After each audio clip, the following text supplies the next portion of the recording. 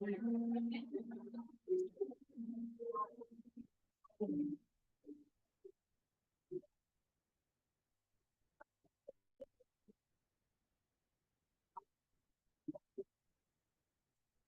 morning. Morning. Good morning and welcome to the Unitarian Universalist Community Church. We are a welcoming congregation where we strive to transform ourselves and the world through love, wonder, and connection. My name is Shelley Smith. I use she, her pronouns, and I serve on the worship committee and as chair of the nominating committee. I'll also be leading worship today. We are going to be joined today by Jennifer Richardson. We are hoping Jennifer could be in person with us, but she had a situation that prevented her from driving to Richmond this morning. So she's hopefully going to be joining us via Zoom. Jennifer is the voting campaign organizer for the UU The Vote project for DC, Maryland, and Virginia. She will be speaking with us about the UU The Vote by Read Voting Rights UUSJ project and the many opportunities available to turn out the vote this year. So we welcome Jennifer. A very exciting climate justice revival is sweeping the UU world this September, and we are going to be a part of it. Woo, Adina says. No, she says woo, it must be woo. On Saturday, September 28th, we, along with congregations across the nation, will host a UU Climate Justice Revival to collectively reimagine a spirit-filled and liberatory future. We are inviting you to join us, so please sign up this week to participate. And now I invite Patricia Hine forward to share some information about Circle Suppers.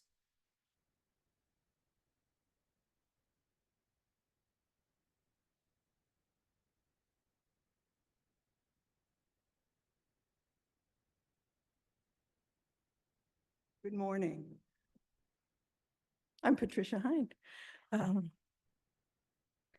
I'm here to talk to you for a brief minute about Circle Suppers. Now we've been doing Circle Suppers for a year. So, we're having a little anniversary and it's time to sign up for the fall edition. I wanted to point out to you that usually we do these on Saturday nights, but in October, we're having our own little theater production on October 19th. So we're moving the October session to a Sunday, which would be October 20th.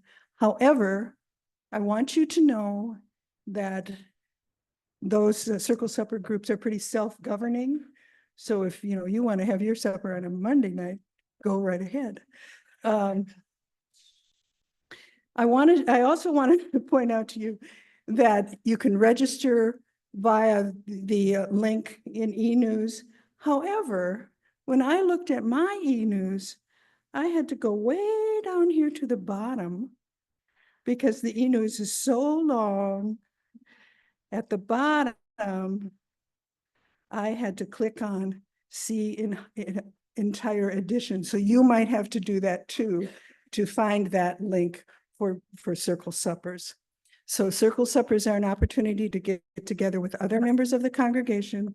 You will be in a group of about 8 people and share responsibility together of essentially coming up with a potluck meal.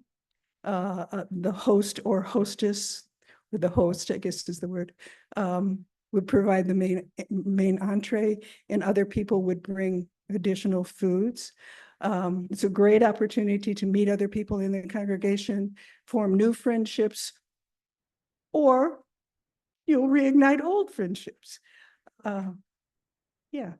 So check your e-news, register for Circle Suppers. If you have any questions, I'll be in back.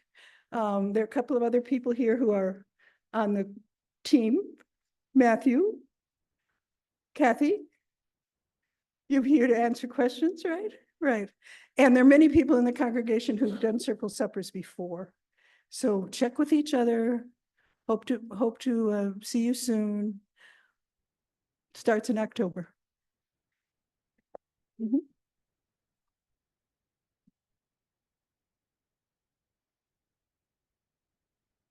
Thank you, Patricia. Whether you are here for the first time or the 1000th time, welcome. Whatever you are facing in your life, welcome. This is a place where we try our best to be real with one another, to get through hard things together, and to remind ourselves and one another of the values that ground and center us, that motivate and move us. Whoever you are, whatever your faith journey, whomever you love, you are welcome here. We welcome all who seek to know the sacred and all who seek to make our world more just. Our commitment is to be together in covenant, to live out our values, and to work together towards our mission. These are what makes a church. These are what make our church. Please rise in body or in spirit and join me in our affirmation of who this community is, beginning with that all-important word. Love is the message of this church and is our way. This is our great covenant together, to dwell together in peace, to seek the truth in love, and to help one another. Let's join in singing our opening hymn, Enter, Rejoice, and Come In, which is number 361 in our gray hardback hymnal.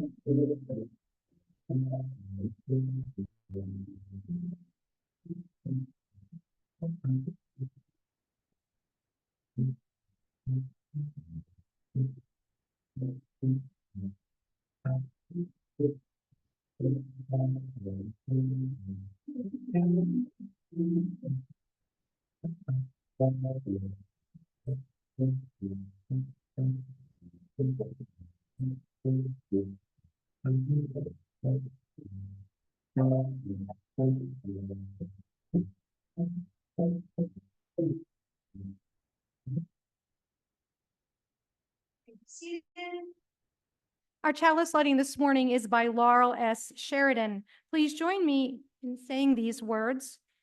If they come up on the screen, if not, I'll say them for us. As Helen lights our chalice. You good, Helen?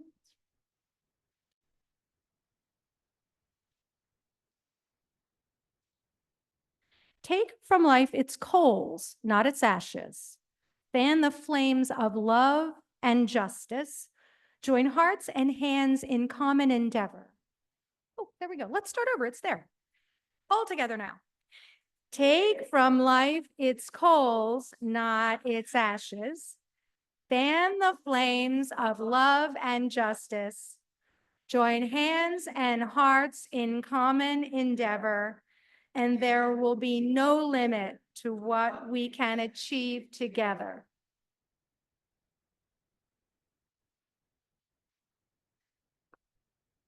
And with that, please join me now in our time of meditation and prayer. Find a comfortable place for your body, noticing your breathing, finding your center. Take a moment to just be.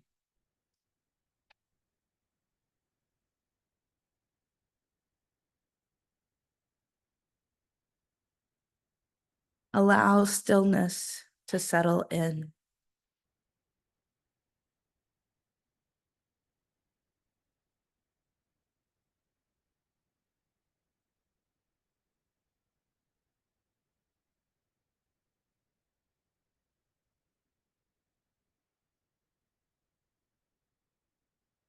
And together we contemplate our prayer this morning, a prayer for America, which comes from Tamara Lebec.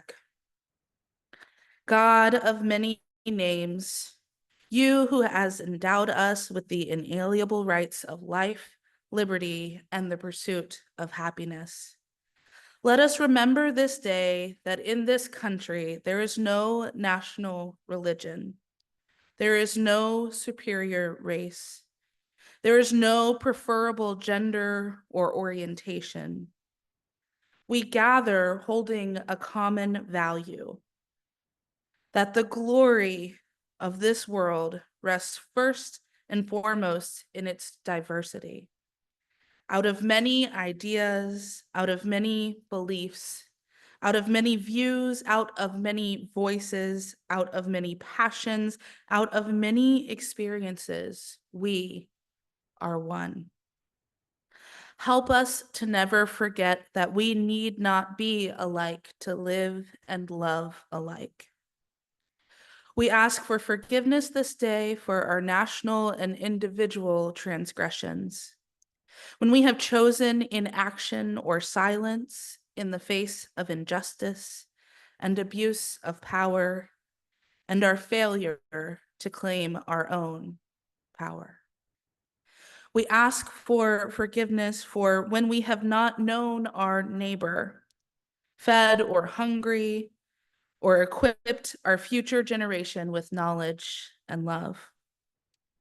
We ask for a blessing on this nation according to our own faiths and forms, and pledge our voice in supporting moving closer and closer to real and actual freedom for all. These and the prayers of our hearts we pray out loud and in silence in the names of those who have come before and those who are yet to be, in all the names of all the helpers of humankind. Amen.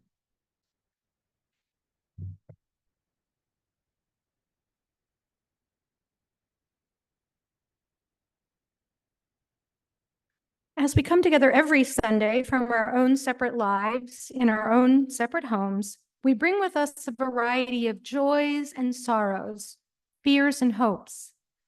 We take time in our service now to honor those big feelings together. We share this time as a contemplative time, each of us given an opportunity to share within the community what lifts us up and what weighs us down. Today, we will light candles of joy and hope to lift up the bright things in our lives, and we will also place stones to hold our sorrows and fears, to ease the weight from our spirits. In a moment, I will invite folks to come forward and Adina will assist you. But first, if you are online, please use the chat to participate in our ritual. Write your name and stone or candle, and Adina will add your stone or candle to our altar. If you are in the room and would like someone to light, like Adina, to light a candle for you, raise your hand. We'll do all the candles first. Carrie, Gail and Diane. So Gail and Diane back there.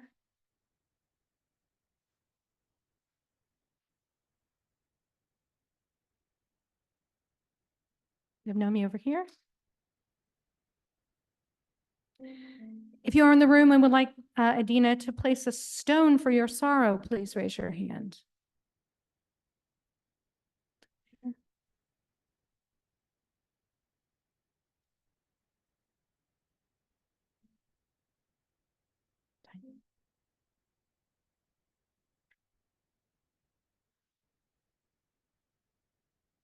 All right, anyone who would like to come forward may do so now.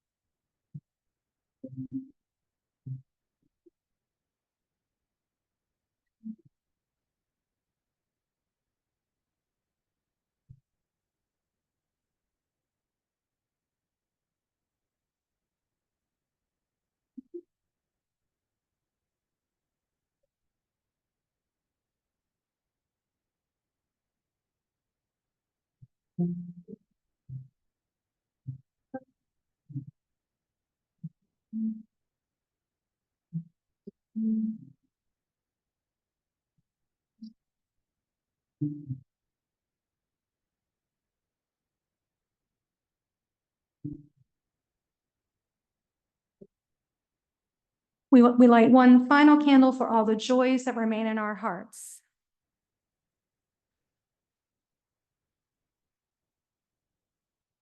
And we place a final stone for all the remaining sorrows this morning. Please join in our sung prayer response, There is a Love.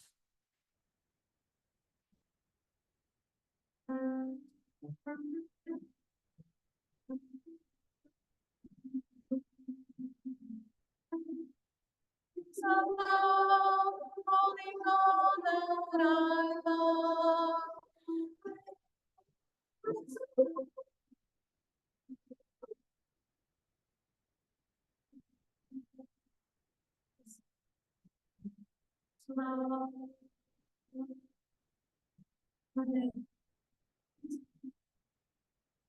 Holding us, there is a love, holding all that we love. There is a love, holding all, we rest in this love.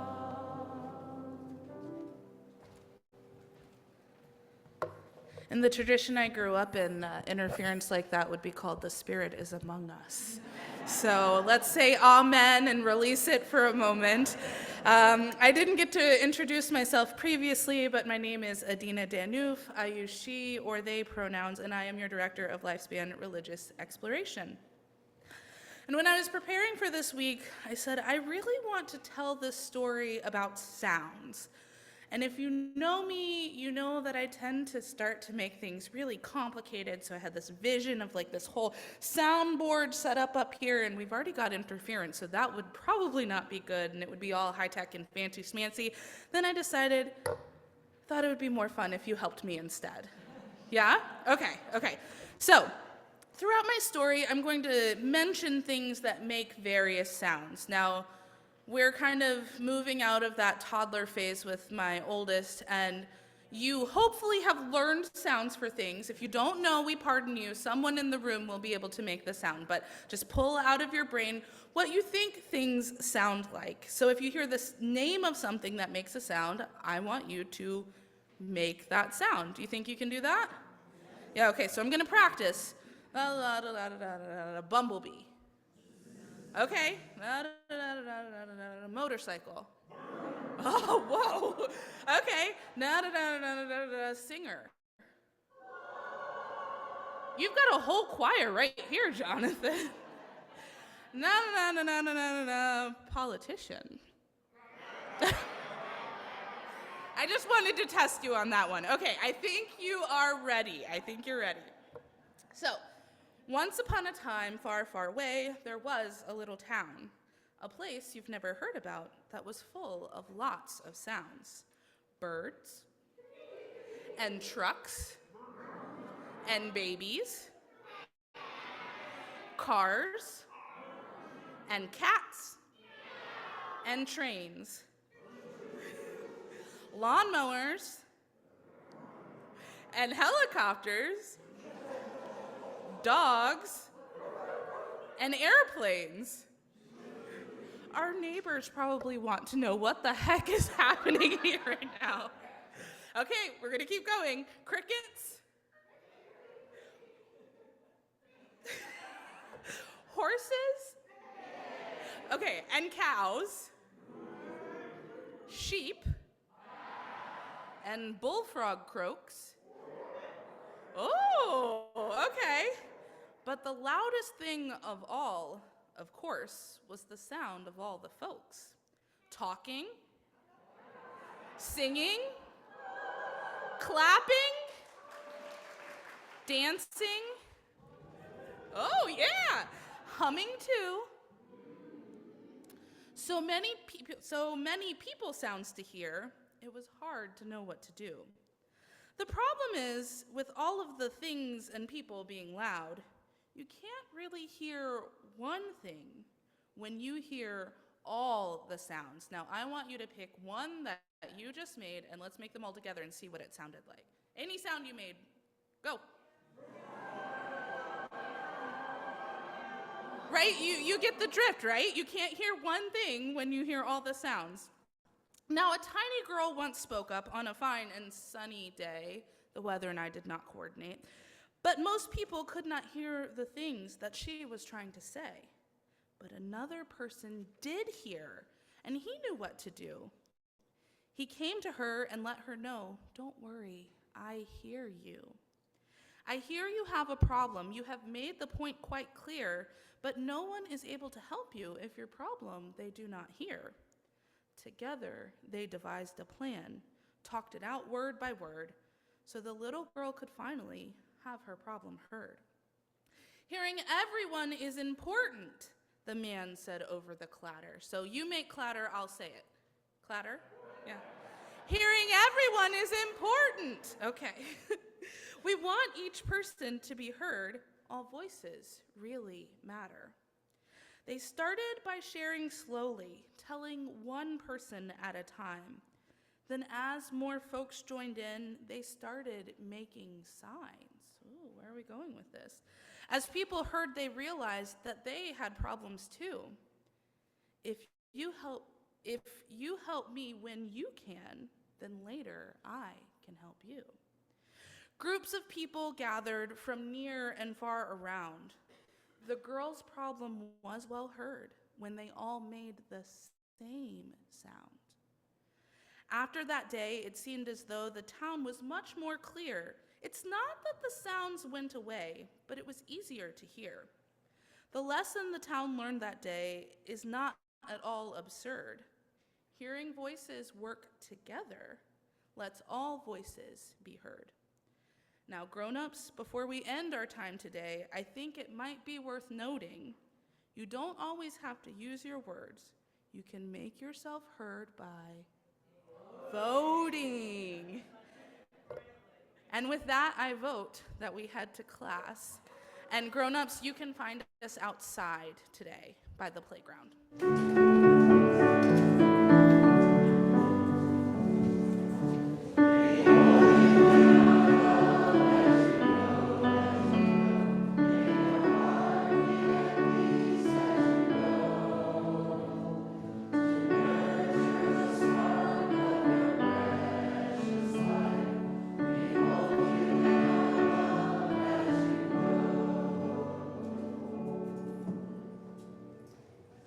Please join me in our offering and acknowledging all the ways we give to this church and this world. We give because this is our church, and we value what it does for us, to us, and through us, to our community and our world. May there be an offering to sustain and grow the life and mission of this church inside and outside our walls. May we give in love and in hope.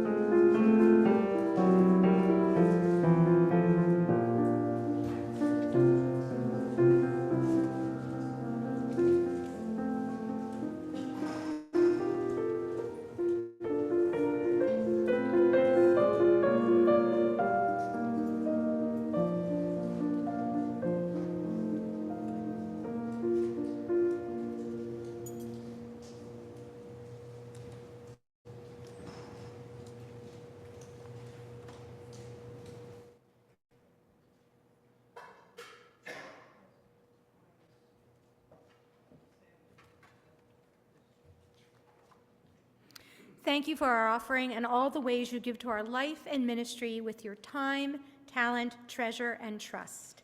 Together, our gifts allow us to expand and strengthen the tapestry of love, wonder, and connection that blesses this church and transforms us and our world.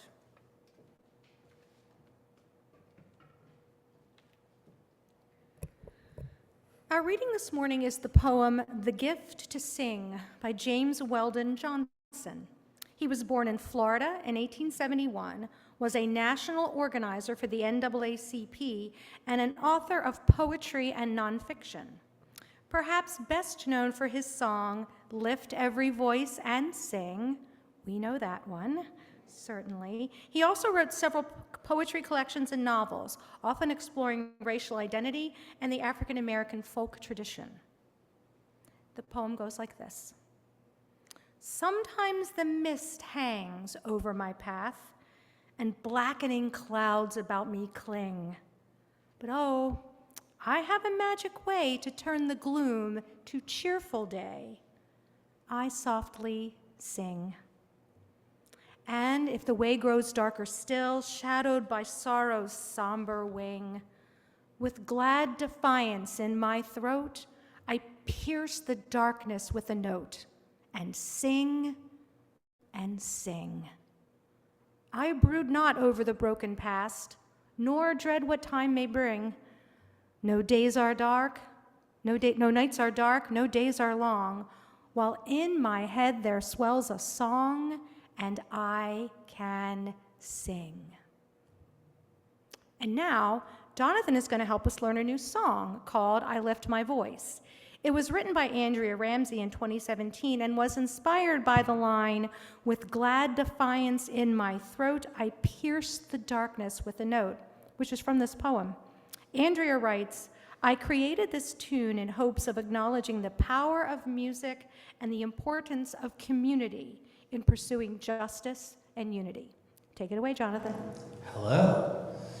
So when I heard about the service theme, I immediately thought of the Justice Choir Songbook, which is a collection of open source kind of free music donated by great composers to help with community organizing, and it's downloadable. Donations are accepted, and it's a great cause. So this is a tune from there, and I'm going to teach it in 3 parts.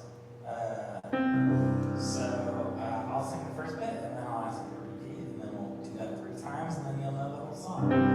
So it goes like this.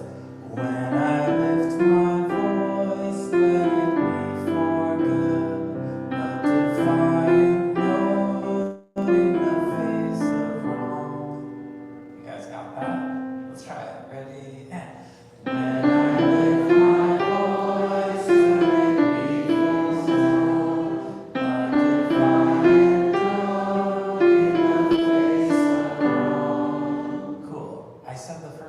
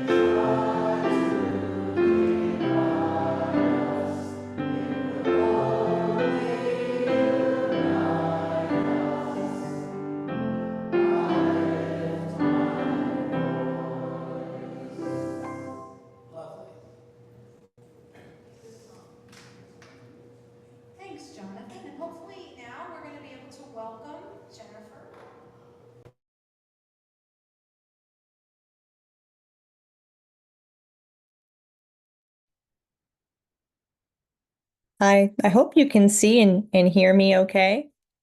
Let me know if not. Otherwise, I'm just gonna go ahead and launch into my speech today. I'm sorry I can't be with you in person. I unfortunately got into an accident this morning on my way to Glen, so I apologize. Sounds like the people on Zoom can see and hear me, so hopefully the people in person can as well. So I wanted to go ahead and thank you for letting me speak to your congregation this morning. Um, my name is Jennifer Richardson, and I am the voting campaign organizer for the Unitarian Universalists for Social Justice, UU the Vote, and the Reeb Voting Rights Project at All Souls Church Unitarian in Washington, D.C. Just a little background about me. I am from the Maryland part of the DMV, and I moved to Charlottesville almost 17 years ago in 2007 to attend the University of Virginia. After graduating the university, I didn't want to leave Charlottesville and return to the madness and craziness of the DC area. So I happily began to make my roots here in Central Virginia with my now husband. I was very focused on my career and making sure that we had everything that we needed to be financially stable. So I was kind of checked out. I voted every year, but that was the extent of my involvement in that process. So what changed? August 12th, 2017, the Unite the Right rally transpired in Charlottesville. And after watching those horrific events occur in my backyard, I realized I could no longer sit back and watch racism, anti-Semitism, and violence happen right here and do nothing. I realized how important it was for my safety and the safety of my friends and neighbors to become informed about those running for local, state, and national office. I became politically active and started volunteering for committees and campaigns of folks that would do everything in their power to stand up for and protect marginalized communities across the Commonwealth and the nation from racism, bigotry, and violence. This work has eventually led me back here, speaking to you to talk about UU the Vote. UU the Vote was born in late 2019 to prepare for the 2020 election. The UUA realized that defending voting rights and battling voter disenfranchisement was intrinsic to the core UU values of democracy and human worth, and responded by creating a group whose sole focus would be to educate and empower voters to exercise their sacred right to vote at the polls. UUs have a proud history of showing up and standing up for justice, and UU the Vote has been able to channel that energy into voter mobilization. Since 2020, UU congregations have made a massive impact on the election process across the country with the assistance of UU the Vote.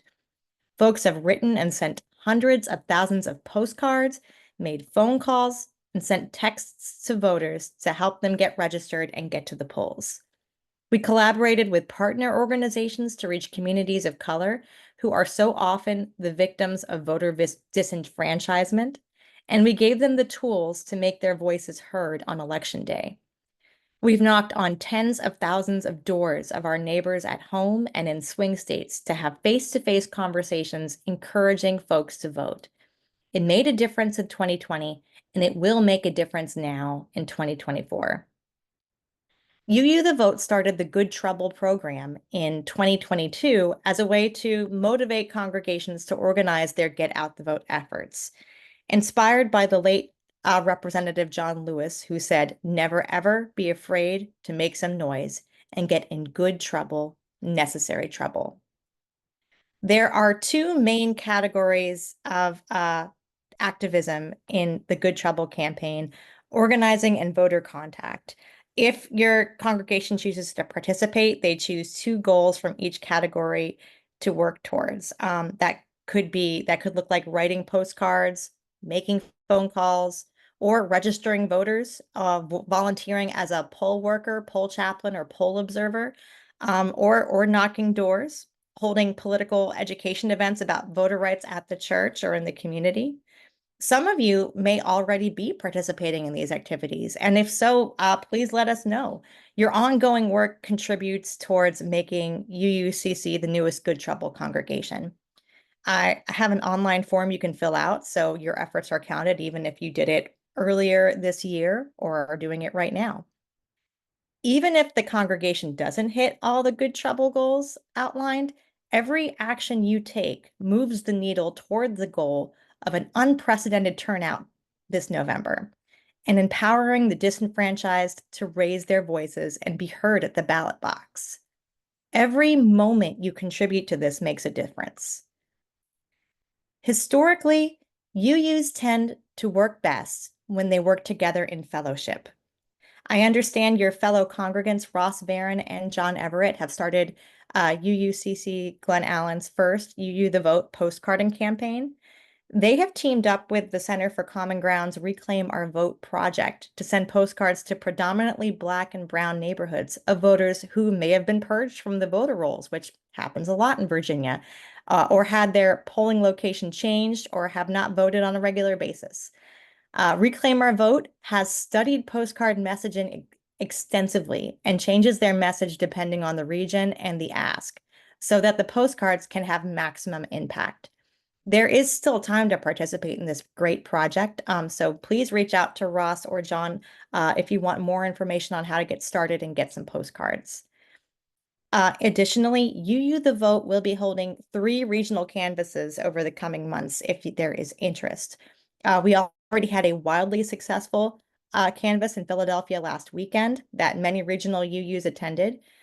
This coming weekend, the weekend of September 21st and 22nd, we're hosting a canvas with UU Justice PA in Pittsburgh. And then in late October, the weekend of October 25th to 27th, we're teaming up with UU Justice NC to do a weekend canvas in the Triangle area of North Carolina. UU the Vote will pay for group transportation to these events and arrange home hospitality with local congregations, so you won't have to spend much, if any, money out of your own pocket.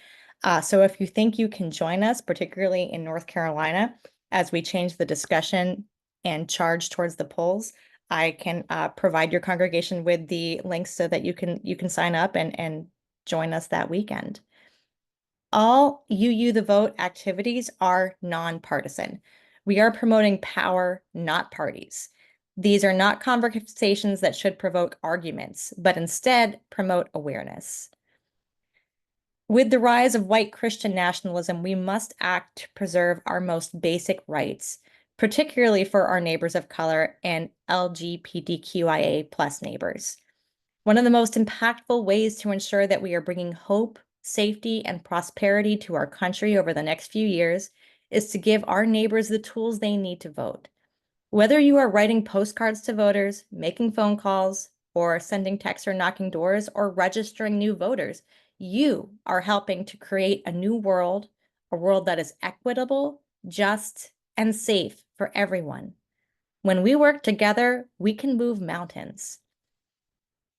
I became pregnant with my first child within 2 months of Unite the Right rally.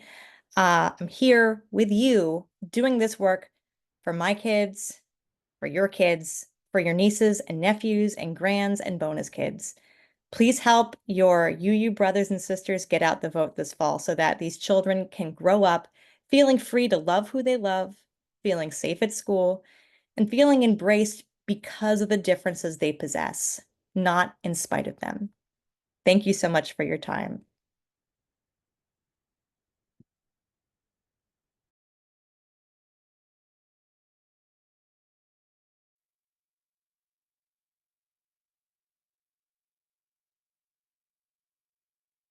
Please rise in body and spirit for our closing hymn, This Little Light of Mine, Sing Away, which is number 18 in the gray hardback hymnal.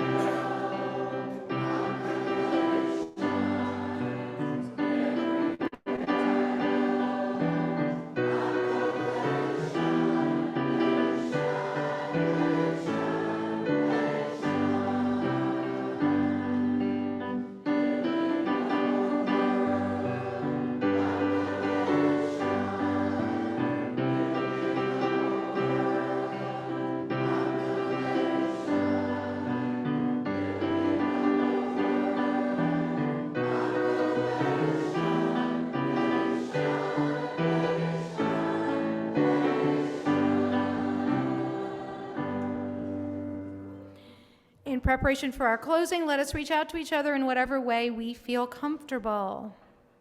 When you go, go with the courage of your own convictions. When you go, share your little light in the pursuit of truth and justice. When you go, to quote Michelle Obama, go do something.